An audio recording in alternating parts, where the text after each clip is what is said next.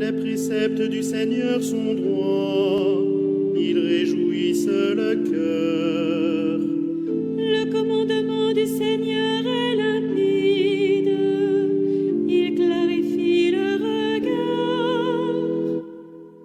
Seigneur, tu as les paroles de la vie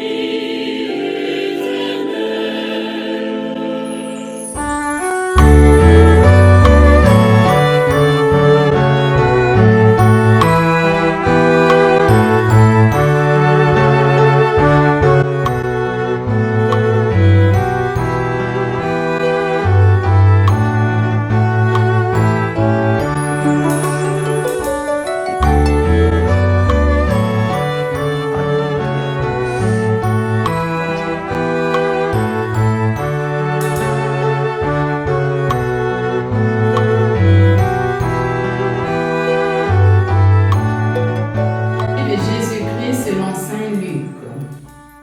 Quand Luc accomplit le temps prescrit par la loi de Moïse, pour la purification, les parents de Jésus l'amenèrent à Jérusalem pour le présenter au Seigneur selon ce qui est écrit dans la loi. Tout premier-né de sexe masculin sera consacré au Seigneur. Il venait aussi offrir le sacrifice prescrit par la loi du Seigneur, un couple de tourterelles ou deux petites colombes. Or, il y avait à Jérusalem un homme appelé Siméon. C'était un homme juste et religieux, qui attendait la consolation d'Israël, et l'Esprit Saint était sur lui. Il avait reçu de l'Esprit Saint l'annonce qu'il ne verrait pas la mort avant d'avoir vu le Christ, le Messie du Seigneur. Sous l'action de l'Esprit, Siméon vint au temple, au moment où les parents présentaient l'enfant Jésus pour se conformer au rite de la loi qui le concernait. Siméon reçut l'enfant dans ses bras et il bénit Dieu en disant : « Maintenant, ô Maître souverain, tu peux laisser ton serviteur s'en aller en paix selon ta parole. Car mes yeux ont vu le salut que tu préparais à la face des peuples, lumière qui se révèle aux nations et donne gloire à ton peuple Israël. » Le père et la mère de l'enfant s'étonnaient de ce qui était dit de lui. Siméon les bénit, puis il dit à Marie sa mère : « Voici que cet enfant provoquera la chute et le relèvement de beaucoup en Israël. Il sera un signe de contradiction, et toi, ton âme sera traversée d'un glaive. Ainsi seront dévoilées les pensées qui venaient du cœur d'un grand nombre. » Il y avait aussi une femme prophète, Anne, fille de Phanuel, de la tribu d'Azer. Elle était très avancée en âge. Après 7 ans de mariage, demeurée veuve. Elle était arrivée à l'âge de 84 ans. Elle ne s'éloignait pas du temple, servant Dieu jour et nuit dans le jeûne et la prière. Survenant à cette heure même, elle proclamait les louanges de Dieu et parlait de l'enfant à tous ceux qui attendaient la délivrance de Jérusalem. Lorsqu'ils eurent achevé tout ce que prescrivait la loi du Seigneur, ils retournèrent en Galilée dans leur ville de Nazareth. L'enfant, lui, grandissait et se fortifiait, rempli de sagesse, et la grâce de Dieu était sur lui. Acclamons la parole de Dieu. Louange à toi, Seigneur Jésus. La fête du 2 février, communément appelée la Chandeleur, est désignée dans la liturgie comme la présentation du Seigneur. Depuis 1997, cette fête coïncide avec la journée mondiale de la vie consacrée décidée par le pape Saint Jean-Paul II. Nous célébrons aujourd'hui la 29e journée de la vie consacrée. Avec cette journée, nous rappelons avec gratitude l'immense grâce de la vocation de la vie consacrée à être une mémoire vivante de la manière d'être et d'agir de Jésus, et conscient que sa grâce nous suffit. Nous la demandons avec humilité et confiance, afin de vivre le don de la fidélité et la joie de la persévérance. Les lectures de ce jour sont étroitement liées entre elles. En effet, à travers Jésus présenté au temple, c'est Yahvé qui se manifeste dans son sanctuaire à l'aube des temps messianiques. Il y entre en vertu de l'incarnation de son Fils, qui est le vrai grand prêtre et la victime des temps nouveaux. L'offrande du Christ prélude ainsi au mystère de la passion douloureuse auquel Marie sera étroitement associée. Marie, la mère de Jésus, est incluse dans le destin de son Fils. Et toi-même, une épée te transpercera l'âme, afin que se révèlent les pensées intimes de bien des cœurs. Telles sont les paroles de Siméon en s'adressant à Marie. La prophétie selon laquelle Jésus est un signe de contradiction lui est tout d'abord adressée. Son âme sera transpercée par une épée. Elle souffrira de douleur dans son âme à cause des hostilités contre Jésus. Marie est la mère douloureuse qui est aux côtés du crucifié. La croix n'est pas encore mentionnée, mais elle est la conséquence ultime de la contradiction. La contradiction que Jésus rencontre et la douleur que Marie subit sont voulues par Dieu pour que les pensées de nombreuses personnes soient révélées. La décision à prendre devant le signe qu'est Jésus dévoile les profondeurs cachées de l'esprit humain. À travers Jésus, qui est lié à Marie, c'est une condamnation de l'humanité qui est formulée. Voici la raison de cette condamnation. La lumière est venue dans le monde, et les hommes ont préféré les ténèbres à la lumière, parce que leurs œuvres étaient mauvaises. Jean chapitre 3, verset 19. Si le Fils incarné est un signe de contradiction, le crucifié le sera encore plus.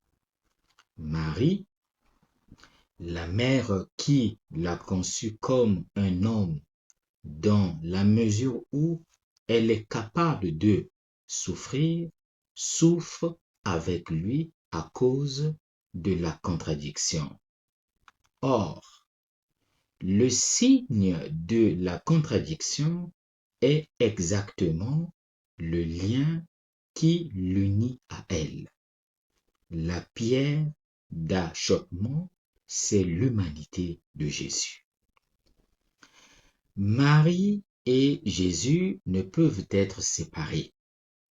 Cette inséparabilité se poursuit aujourd'hui entre l'Église et Jésus. Tous deux sont le signe de la décision, la révélation de ce qui se passe au plus profond de chaque homme, qu'il se tourne vers Dieu ou qu'il s'en détourne, qu'il soit un homme obéissant ou désobéissant. Quel est l'enseignement à retenir? Aujourd'hui, c'est la fête de la présentation du Seigneur au temple. Une fête comme celle-ci, si riche en messages spirituels, ne doit pas se perdre dans des détails secondaires ou moins significatifs, mais plutôt se concentrer sur les motifs sous-jacents qui s'articulent autour du récit évangélique. Il se passe quelque chose dans le temple qui ne se limite pas à l'accomplissement de la loi. La divinité du Messie qui s'est unie à l'humanité dans le sein de la Vierge Marie avait déjà fait son entrée dans le nouveau sanctuaire de son corps.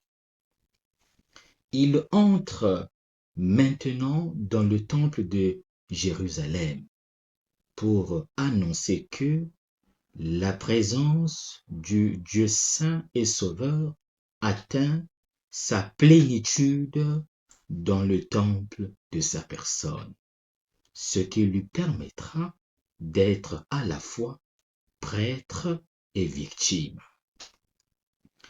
La fête de la présentation du Seigneur au temple s'inscrit dans le dynamisme de l'incarnation. La présentation dans le temple est l'offertoire du sacrifice fait sur l'autel de la croix.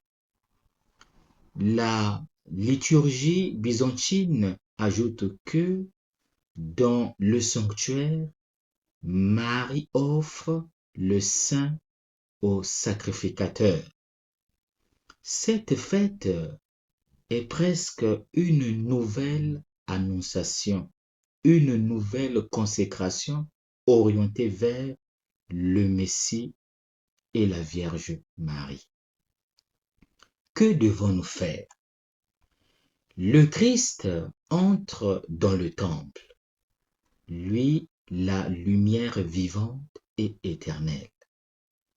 Nous tous qui célébrons et vénérons avec une participation intime le mystère de la rencontre du Seigneur, courons et mobilisons-nous dans la ferveur de l'Esprit pour aller à sa rencontre. Que personne ne se dérobe, que personne ne refuse de porter son flambeau, que personne ne soit exclu de cette splendeur, que personne ne s'obstine à rester plongé dans les ténèbres, mais avançons tous, rayonnants et illuminés vers lui. Recevons en exultant dans nos âmes, avec le vieux Siméon, la lumière flamboyante et éternelle. Aujourd'hui, c'est aussi la fête de la vie consacrée. Pour réfléchir aujourd'hui sur la vocation de la vie consacrée, permettez-moi d'utiliser une image simple et quotidienne. Il arrive à beaucoup d'entre nous de voyager en voiture pour des raisons de service pastoral. Pour cette raison, les panneaux de signalisation, les panneaux d'indication, ceux que l'on peut encore voir sur la route, sont fondamentaux. Les GPS modernes ne reconnaissent pas souvent certaines routes et nous font parfois prendre le mauvais chemin. Il arrive que les panneaux de signalisation, les indications pour tel ou tel endroit soient détériorés, sales, recouverts par la végétation. Utilisons donc cette image pour réfléchir à la signification du choix de la consécration, à la signification de la journée de la vie consacrée. Sans vouloir minimiser le sens profond de la consécration, je voudrais souligner sa nature de panneau d'indication qui rappelle à chaque chrétien et à chaque personne où aller. Quelle direction prendre? Quelles priorités doivent faire partie de notre vie? Encore une fois, si le panneau d'indication est clair, lumineux, bien visible, alors le chemin est facilité. Dans le cas contraire, si le panneau est confus, brouillé, déformé même, la vie consacrée ne remplit plus sa vocation profonde de lampe placée sur le boisseau pour éclairer ceux qui se trouvent dans la maison. Quelles sont les questions auxquelles la vie consacrée doit répondre? D'abord, où aller? Il y a la question de Jésus à l'arrière-plan. Que cherchez-vous? La deuxième question qui émerge de la vie consacrée est celle qui aide à prioriser. Quels sont les aspects importants et prioritaires de notre terre de la rencontre du Seigneur? Courons et mobilisons-nous dans la ferveur de l'esprit pour aller à sa rencontre. Que personne ne se dérobe, que personne ne refuse de porter son flambeau, que personne ne soit exclu de cette splendeur, que personne ne s'obstine à rester plongé dans les ténèbres, mais avançons tous, rayonnants et illuminés vers lui. Recevons en exultant dans nos âmes, avec le vieux Siméon, la lumière flamboyante et éternelle. Aujourd'hui, c'est aussi la fête de la vie consacrée. Pour réfléchir aujourd'hui sur la vocation de la vie consacrée, permettez-moi d'utiliser une image simple et quotidienne. Il arrive à beaucoup d'entre nous de voyager en voiture pour des raisons de service pastoral. Pour cette raison, les panneaux de signalisation, les panneaux d'indication, ceux que l'on peut encore voir sur la route, sont fondamentaux. Les GPS modernes ne reconnaissent pas souvent certaines routes et nous font parfois prendre le mauvais chemin. Il arrive que les panneaux de signalisation, les indications pour tel ou tel endroit soient détériorés, sales, recouverts par la végétation.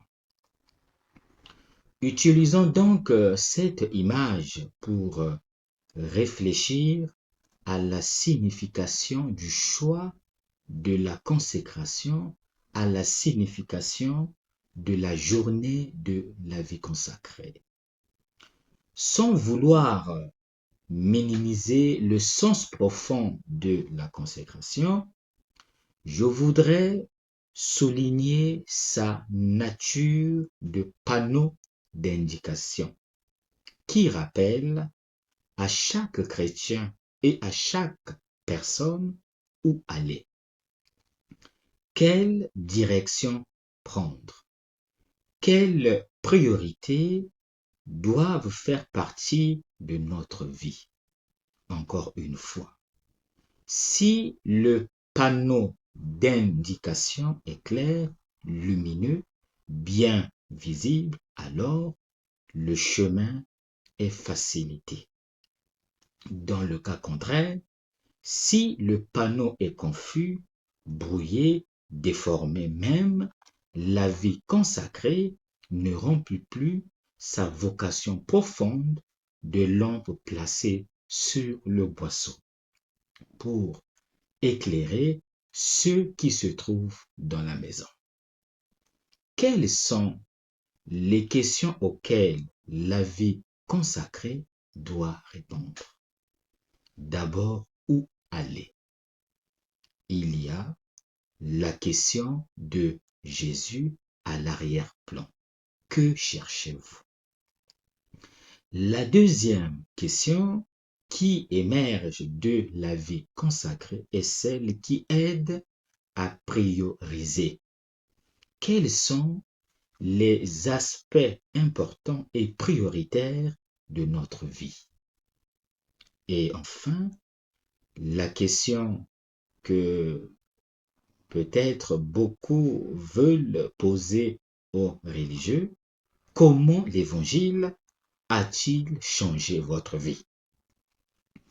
Il me semble que nous pouvons interpréter le sens de la vie consacrée, tant féminine que masculine, comme un projet de vie qui doit servir non seulement en premier lieu à la sainteté personnelle, mais plutôt comme un indice pour la communauté chrétienne en mouvement, qui a besoin de repères qui reprennent l'Évangile, qui provoquent des questions sur le sens de la vie, qui donnent aussi des réponses à ce que l'on peut faire et comment on peut faire. Les hommes et les femmes d'aujourd'hui sont immergés et comme enfermés dans un contexte où il est difficile de trouver un espace de réflexion, de silence, d'interrogation sur le sens de leur vie. Les nouvelles générations semblent donc avoir presque totalement effacé la question du sens de l'existence au profit des choses aléatoires, sans laisser beaucoup de place à l'avenir, à un projet de vie. Ainsi, la vie consacrée, avant d'être un projet de faire des choses, est plutôt un lieu où l'on pose les questions fondamentales sur l'existence, sur la relation avec Jésus de Nazareth. Bonne fête à tous.